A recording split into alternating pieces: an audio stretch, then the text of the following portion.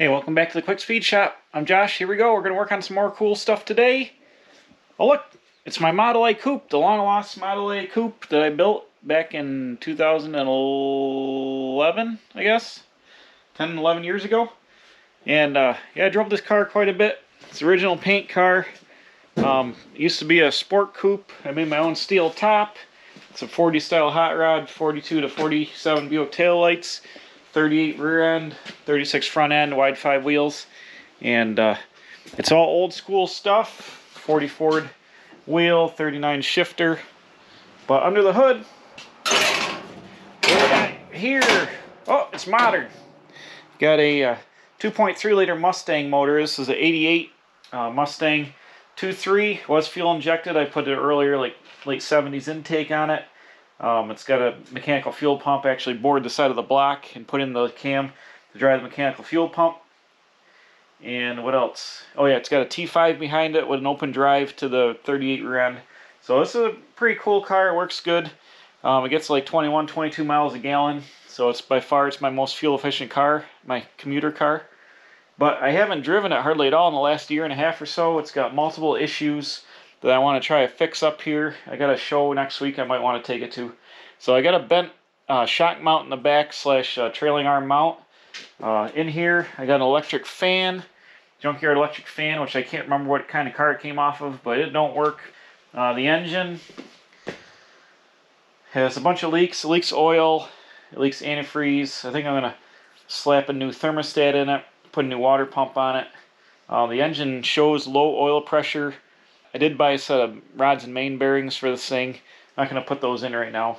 It's got some kind of horrendous oil leak on the back of it that I haven't figured out what is leaking oil yet. I'd like to figure that out. But I think for this video we're going to try to change the electric fan, get that running, and see if we can straighten out that rear, what do you call it, rear trailing arm mount back there. So let's dive into it. We'll drain some coolant out of the radiator and go from there. As you can see, I got a GM alternator mounted up on this thing. I made a temporary spring mount for it that I never cleaned up. I should clean this up and paint this. It's got an old school Beehive air cleaner on here. This is a Motorcraft, I'm sorry, it's not a Motorcraft, it's a Holley 2300 2-barrel mounted on the intake. 350 CFM for that. And yeah, so I got this bougie hose set up. The 2.3s had a really small water inlet, so I had to weld up a custom water outlet for the upper hose. We're going to take that off, change the thermostat. I want to change the water pump too, just because it's leaking somewhere on the front, all that, and I bought the parts to fix it, so I'm going to swap that out. So let me dig out some parts. I got the radiator draining out here. We came over to the passenger side. You can see the 2.3 valve cover, the exhaust manifold. And I've already taken the upper hose clamp off over here. Going to take the upper hose right off it first. It should come right off here. Let's see, ow. Just stabbed myself in the hand with the screwdriver. That was fantastic. Alright, come off of there. Come off of there. There we go. Okay. Upper hose. I'm working on hoses. I got these awesome round pliers here. They're good for loosening up hoses without wrecking everything, because you can grip it and rip it without ripping the crap out of stuff. One seems awful long. Grip it and rip it.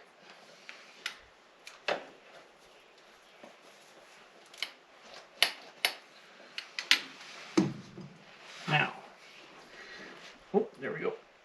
Oh, coolant. It's got coolant in it. Over here. Whoa, whoa, whoa. Easy now. Easy now. Ah. That was most unfortunate. Crap. How can I control that mess? Yikes. Well, that was exciting. Made an absolute mess out of everything. And a little custom bypass right there. Let's kind of control this chaos here.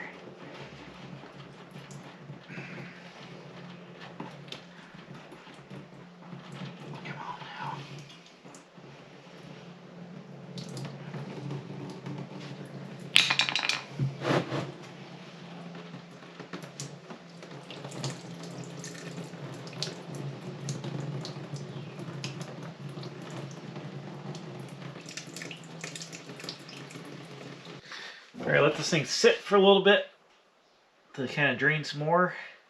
Take the bolts out of the water pump pulley. Hopefully this will come off of here. Yeah, without hitting the radiator. Come on, man. Aha. This thing's got a lot of pulley's on it. Bam. Alright. There's the water pump. There's probably nothing wrong with this water pump. I'm going to take it off and reseal it. I actually bought the parts for this like a year ago, and I just never did it. So for whatever reason I felt I wanted to change the water pump, because this looks like a new one that I had just put on here. But whatever, it's actually got 6,000 or 7,000 miles on the old water pump, so I'll put a new one on anyways. Let me get this upper neck off here. I've had this off once before because it was leaking, and I used a paper gasket. Maybe it needs RTV, because it's been a constant headache. Oh, just like that. Actually, it looks like I RTV'd it last time as well with a gasket. Huh. What is the thermostat? 192. I'm putting a 180 in this. You see the little thermostat here. 192 was factory. I'm putting a 180 in it just because it would go a little bit higher than 192. It would go up almost to like 200, and it constantly ran the thing up and down. The temperature would go up and down like it was opening and closing a thermostat a whole bunch of times. So we're going to put a 180 in it, see if that makes any difference. But I wonder if this thing is leaking. I don't think so. I think it's a gasket. This is like sheet metal intake almost, or a water inlet. I don't think it's leaking here. I think it's leaking from the gasket, unless I got a pinhole that I don't know is in this thing. I got the timing belt cover off. Now I can go ahead and pop out this water pump here. And I'm hoping it doesn't puke a whole bunch of water out. Well, it shouldn't, because I took the lower hose off now. Yeah, right.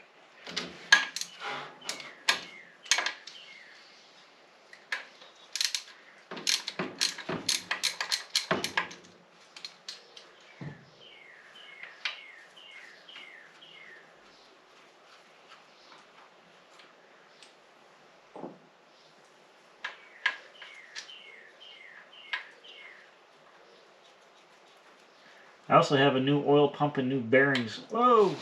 More coolant! More coolant! Dang it. So these bolts go into the water jacket. I'll have to remember that.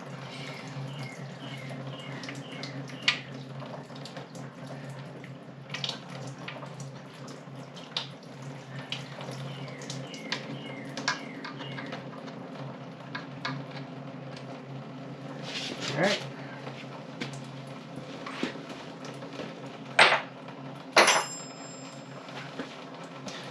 That could have been one of my issues up top here. Well, those bolts don't appear to go in the water jacket for the water neck, but the water pump bolts definitely did. Well, let that drain down to a dull roar. Get out the old rubber persuader. There we go.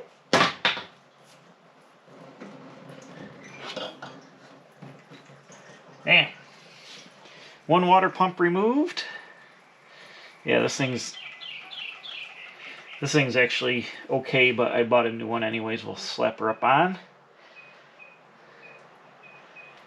These things are super cheap. Now I just got to scrape off the gaskets on the front of our engine block. Get this thing ready to clean out. Here. Clean it all up. We can install the new stuff. I'm going to use some RTV on both of these. It's like I just used gasket shellac on the water pump. Definitely seal all the bolts up with sealer that go into the water jacket, and clean the front of this up. So let me clean all the gaskets off and we'll take a look at it. So, that plug is a little crispy. This fan quit working And like I said, it came out of the junkyard, and I don't remember what car it came from. I've got it bolted to the radiator with some flat stock. So I can go ahead, and I got studs welded to the radiator. I can go ahead and remove these 4 quarter 20 nuts and take the radiator right out of there.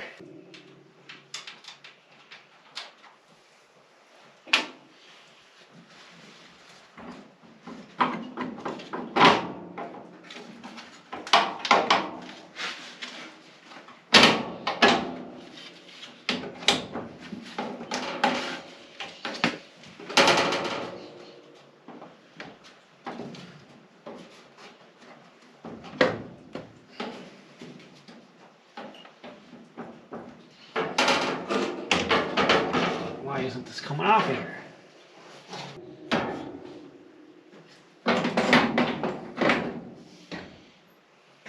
Ta-da!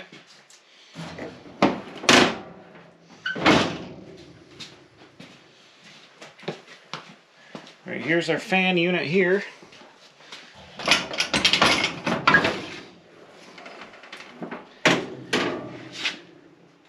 There you go. As you can see, it's from 1997 according to the sticker.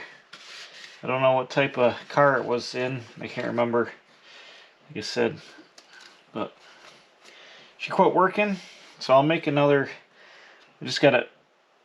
I've got another one here I'll bring up. I'm just gonna bolt it right back to the aluminum, strap it right back to the front of the radiator, or the back of the radiator I should say. I'll put the new plug on that goes to this. All it is running the ground, I believe. Or maybe it's power in. The switch, I'm sorry, the switch goes to the ground. I think it's the black wire. And I've got a new controller unit. There's a relay in under the dash to run the fan, but I run it manually with a toggle switch. And the toggle switch just runs ground, unbreaks the ground to shut it on and off. But this is a Walker brass radiator I bought for this car when I built it. It was very expensive. In 2011, I think it was like almost $800 for this radiator, 700 and something. It's one of the most expensive. It's the most expensive part I bought for the whole car. Like, I paid $100 for this engine. I paid $800 for the radiator. Okay, got the water pump here. I used a very little bit of RTV on the gasket, just to help seal it up. And I've cleaned the front of the block. Let's go over here. Everything is cleaned out good. I jacked up the back of the car to get some of the coolant to drain down out of that hole there. But everything is clean on the front. We're going to slap the water pump back on. I put some Permatex No. 2 non-hardening sealant on the threads that go into the water jacket there. So let me hang you up on the action here. I let the RTV tack up a little bit here, and so it should make a good seal. Let's go ahead and get this thing. Which way does it go?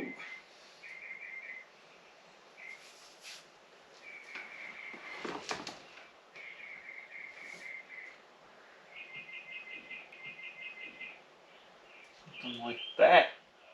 Bam, in there, one shot. Perfect. Is my head in the way? Probably. In there, one shot. Boom. Get my other 2 bolts.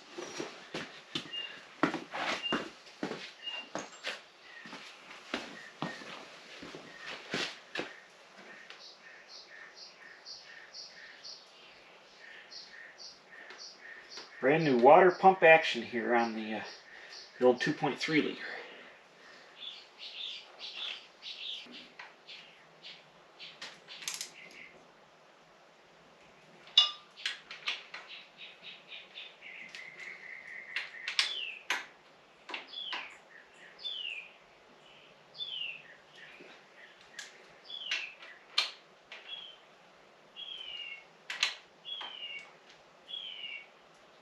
Bam, installed. So I got this fan out of the junkyard. Here's our old fan. You can see it's just a little bit larger, but I think it'll, I gotta cut some of the shroud back. Hopefully it's gonna work here. Let me hold this up to the radiator. I might be able to just make this work, just bolt it right on its own somehow. Ooh, this is awful large. Get in there.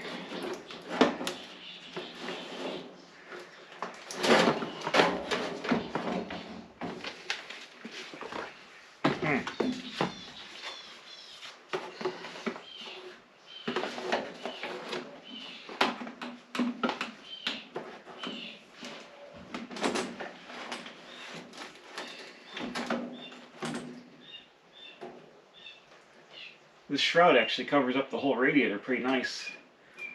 But I'm gonna have to make it mount somehow. I got my battery charger here. This fan's got 3 wires for some reason. I'm gonna guess that black is ground. And we'll work from there, but let me plug this guy in and touch it off and see what happens. Woo!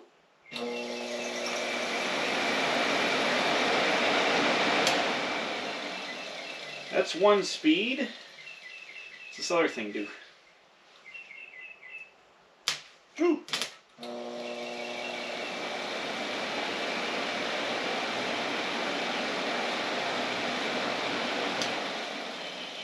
I think orange is low speed and yellow is high speed.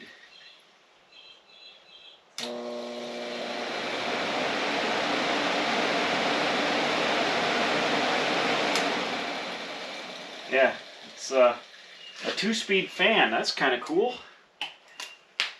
Never had one of those before. Okay, this is why you don't want to just change parts for no reason. I was playing around the fan. I went to check power at the wire for the fan just before I did all that monkeying around and put the other fan in there.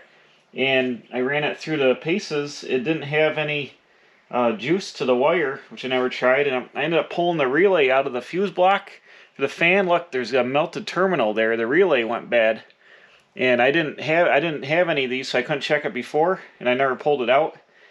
But I actually parted out some modern cars that use this style, more modern relay. But let me show you now that I swapped in a junkyard one I had. Check this out. Hold on.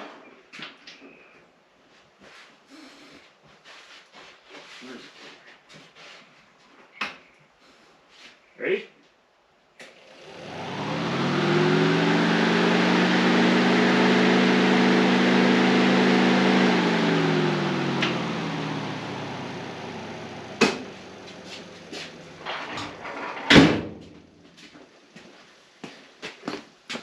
So in fact, my fan is not bad. I had it. What threw me off is I had a bare spot on the wire here for the ground, and maybe something nibbled on it, or maybe it was that way when I put it in there on the switch. I don't know, but that threw me off. I thought I had the motor going bad in this thing, but I'm glad I tested it. So now I can just put the fan back in. No harm, no foul. But that's why you always want to do a little investigating before you just go changing out parts. And this went bad over a year ago, and I just never investigated it, and here we are. So, crisis averted. I'll put this fan back in, and we'll slap the rest of this thing back together, and then it should be all buttoned up here. Hopefully, it's not going to leak. Alright, got my water neck ready to go on. I've made a gasket out of RTV here. It's kind of thick and goopy. I let it tack up for about 15 minutes. The surface of this thing is warped a little bit, and I tried to file it off as flat as I could, but still got a little bit of warpage, and I think that's what the leak was. They couldn't seal tight on the gasket. So I've made this bead of RTV that's going to hopefully set up and mush and fill up the gaps of this thing and prevent it from leaking, hopefully. I know it's not the best scenario, but I think it just had too much gaposis with the fiber gasket. So I think this is going to be the best thing, and I'll leave it sit overnight before I put antifreeze back in it.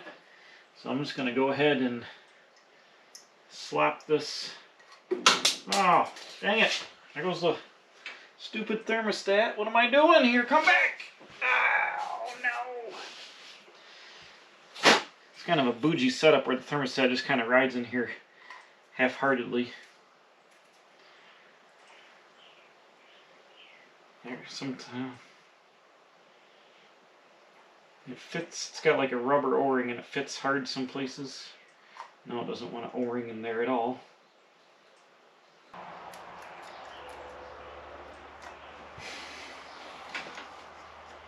This is not working out as planned here. The stupid thermostat has 2 little feet to hold it into the housing, and they stick out, and the thing rocks around. Ah, great. Stupid thing rocks around mercilessly if this thing isn't down in there.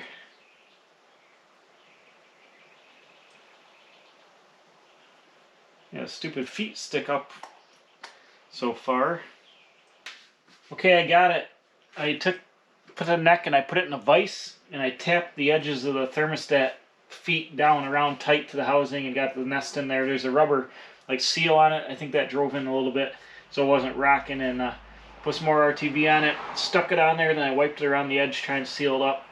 Hopefully this will work. I'll leave it sit overnight before I fill it up. But now I can put the timing belt cover back on. Oh, my carburetor's leaking gas over here out of the sight. Screw, that's not good. I'll tighten that up. Anyways, I can put the plastic timing belt cover back on and put the belts back on. I used some RTV to fix my cord here. My plug, it had just a bad spot on the ground. I RTV'd over it and sealed up the bottom of the plug from moisture.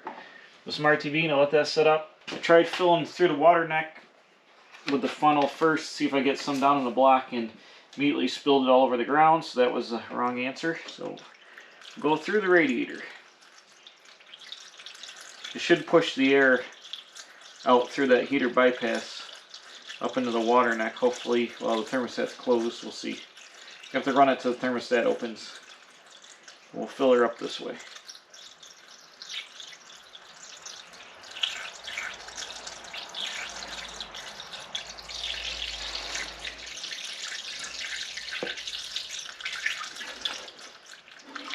This antifreeze is old enough, it's still green. It's not like the new yellow crap they got. I don't like it yellow. You can't. I like my antifreeze green. Unless you like money.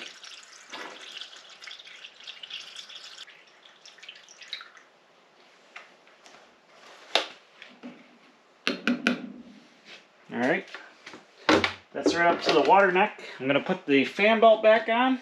And we're going to fire it up and let it warm up and open the thermostat. Hopefully it opens up at 180 like it should. Okay, here we go. Let's try it.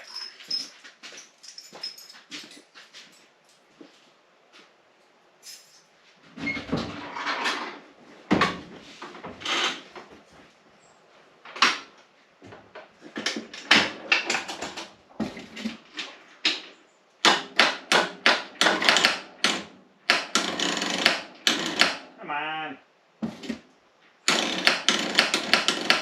Well, apparently I didn't run this thing long enough after it sat around. Now the battery is not cooperating. This thing is a pain. It does that. I wonder if I can charge it right off of here.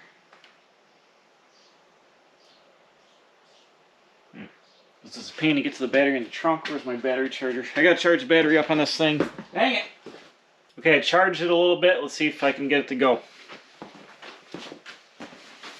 Wasn't a very long time, so might be hoping for hopes and dreams here, but we'll see.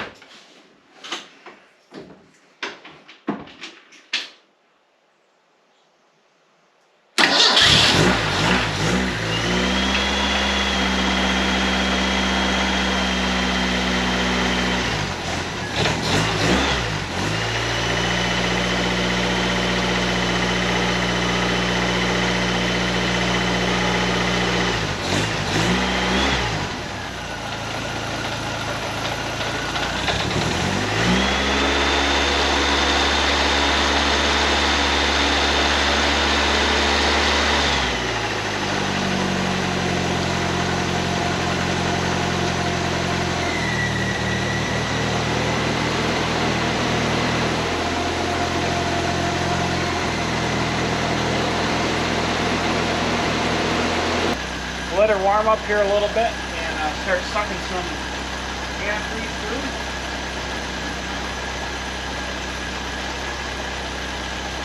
This engine tends to run,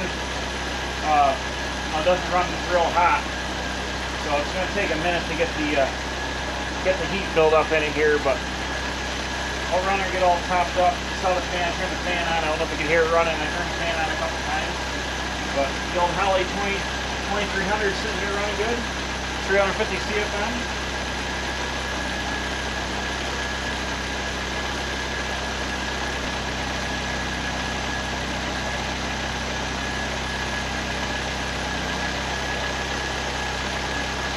Temp's starting to come up now. It's up to about 160 on the gauge, so we'll just let it run here.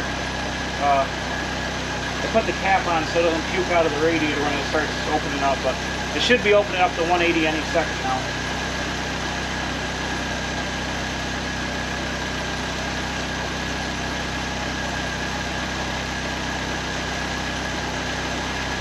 Okay, it's coming up 170, so it should open. We should see it open here in a minute.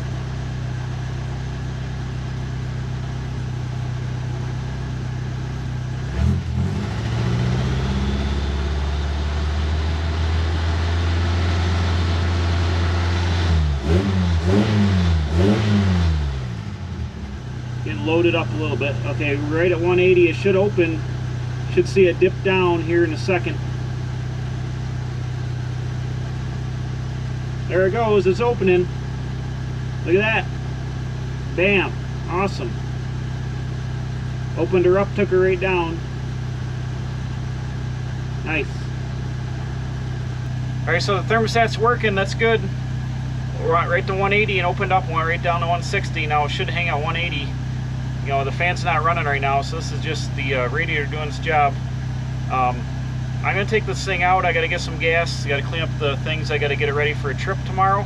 We're going out to the open wheel night for cruise night, out about an hour away from here. So I've got to go break this thing in. I'll drive it to work tomorrow, break it in. But we got the coolant issues fixed, and I got the fan fixed. Got the new thermostat in there, so this thing should run nice and cool at 180. And I'm pretty excited about that. The only other thing I wanted to do was I got to fix a shock mount. I got a bent shock mount in the back. I'll probably just do that off camera. I just got to hammer it down and weld up a little gusset on it to hold it. It got bent a long time ago. But yeah, we did pretty good here. I'll go outside when this thing cools down. We'll finish out the video. Okay, we're going to take this thing out.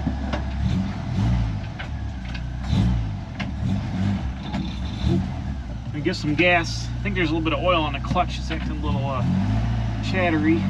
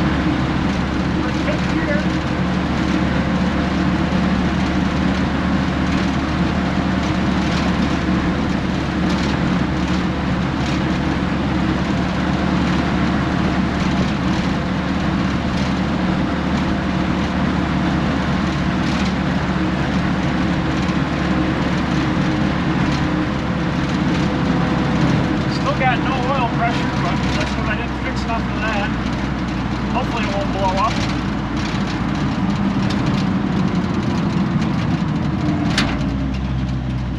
Temperature's staying right around 180, 185 as it cycles up and down.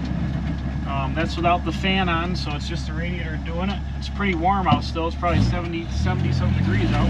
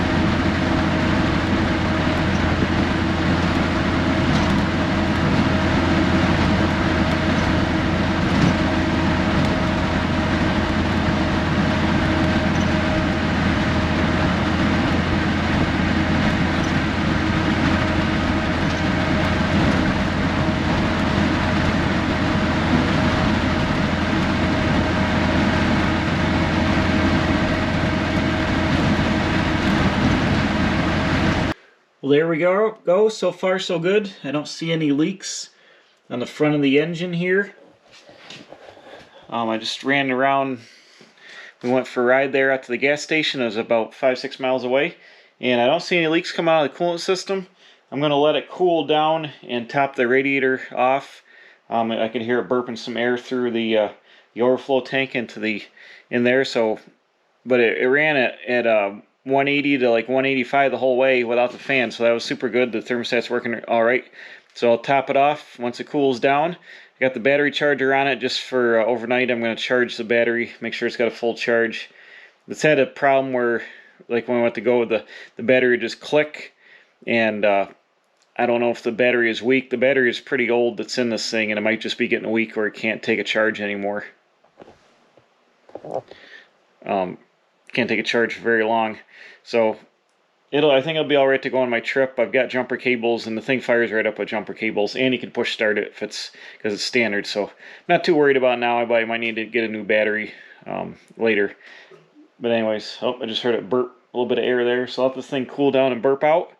But the old Model A Coupe, she's back on the road. Like I said a minute ago, I just got to fix the rear shock mount. It's twisted a little bit and got a crack in it. I'll straighten that back out and weld it up later. But I got my main things fixed. The electric fan working, which was a big problem. Got that going. Got the new thermostat, so it runs cooler right at 180. And don't see any leaks, so that's a bonus. And then put it all back together. A new water pump as well. So the thing seems to be working good. And hopefully it makes it out to my open wheel cruise night in Buffalo tomorrow. I'm going to get Mighty Taco. I'm going to cruise out with the open wheel gang out there and take a bunch of fenderless cars out there. So that'll be fun. But the old Model A Coupe's back on the road. And since gas is so expensive, this is a car gets 22 miles a gallon. By far, much better gas than anything else I got. So I should start driving this thing a lot more. Use it for a gas-sipping commuter car. So maybe I'll do that the rest of the summer. But for now, she's back on the road. Thanks for watching. We'll see you again right back here at the Quick Speed Shop. My hand's full. Bam, there we go. Thumbs up. We'll see you next time. Don't forget to subscribe. Tell your friends. Hit the button for the alerts. Putting out 2 videos a week. So if you like to see cool hot rod action, like the Model A Coupe, go ahead and smash the button. See, I got my Studebaker in here. I got a Ford transmission I got to unload from the back of it. Lots of stuff going on with hot rods all the time. So make sure you subscribe. Tell your friends. And we'll see you next time building cool hot rod stuff. Bam, at the Quick Speed Shop. I'm a professional. Don't try this at home.